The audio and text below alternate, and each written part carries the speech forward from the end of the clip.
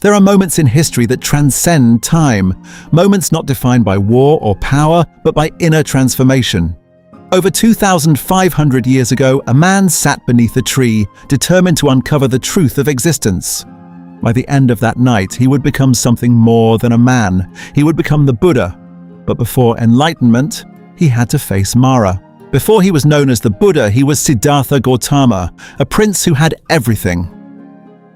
Born into luxury, shielded from suffering, Siddhartha lived a life many would envy. But deep inside, something didn't feel right. One day he encountered realities he had never seen before: old age, sickness, and death. These moments shook him. They revealed a truth he could not ignore. Life is filled with suffering. So he made a radical decision. He left behind his palace, his wealth, and even his family to search for answers. Siddhartha spent years seeking enlightenment. He studied under great teachers. He practiced extreme asceticism, fasting, self-denial, pushing his body to the brink of death.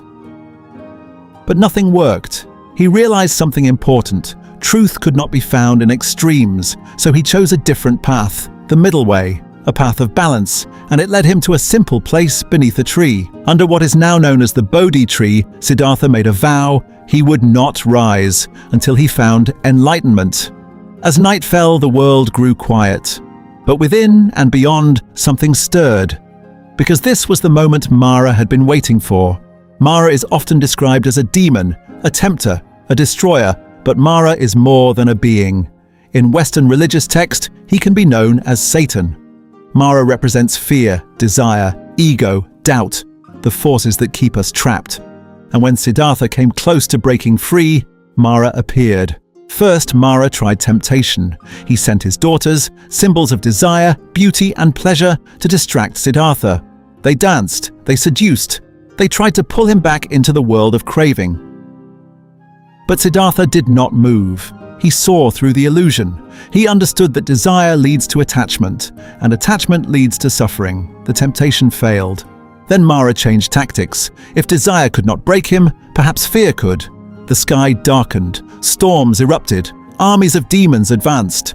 Weapons were hurled at Siddhartha: arrows, fire, chaos. But something extraordinary happened. As they approached him, the weapons transformed.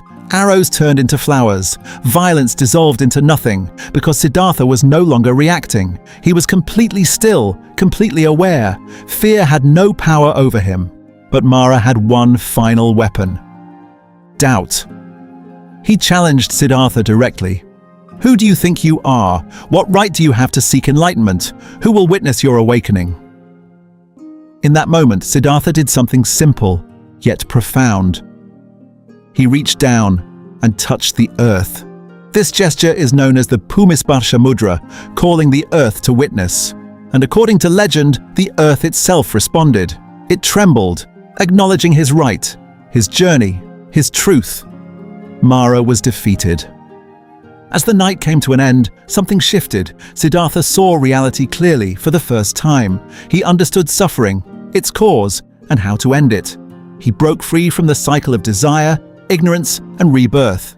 And as the sun rose, Siddhartha Gautama became the Buddha, the awakened one. This story is not just about a man defeating a demon, it is about something much deeper. Mara exists in all of us, in our fears, in our distractions, in our doubts. Every day we face the same battle. The question is, do we give in, or do we sit with it, observe it, and rise above it? The Buddha's victory was not over the world, it was over himself, and that is the greatest victory of all. Thank you for watching. If this story inspired you, don't forget to like, share, and subscribe for more powerful stories on history, our spirituality, and personal transformation. Turn on notifications so you never miss an upload. Until next time, stay mindful and keep seeking truth.